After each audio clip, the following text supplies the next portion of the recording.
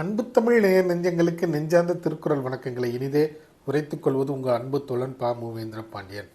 இன்றைய தினம் பொருட்பாலின் 56வது அதிகாரமாக உள்ள கொடுங்கோன்மை என்ற அதிகார தலைப்பின் கீழ் அமையப்பெற்ற 555வது திருக்குறளை இன்று நாம் காணப்போகின்றோம். கொடுங்கோன்மை என்பதற்கு தீமையான ஆட்சியின் விளைவுகள் என்ற பொருளில் இந்த அதிகார தலைப்பு அமையப்பெற்றுள்ளது. இப்பொழுது 555வது திருக்குறளை காண்போம். அல்லல் பற்று ஆற்றாது அழுத கண்ணீரன்றே செல்வத்தை தேய்க்கும் படை. அல்லல் பற்று ஆற்றாது அழுத கண்ணீரன்றே செல்வத்தை தேய்க்கும் படை. இத்திருக்குறளுக்கான பொருள் என்னவென்பதை இப்போது நாம் காண்போம். மன்னனின் கொடுங்கோல் ஆட்சியால் துன்பப்பட்டு மக்கள் அழுது வடிக்கும் கண்ணீரே அம்மன்னனின் செல்வத்தை அளிக்கும் ஒரு கருவியாக இருக்கும்.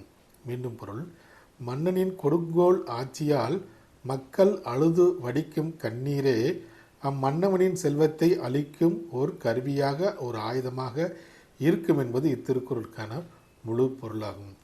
வள்ளுவரின் வழியினை பின்பற்றி நாமும் வாழ்வில் வெற்றி காண்போம். வாழ்க தமிழ், வளர்க தமிழ்நாடு.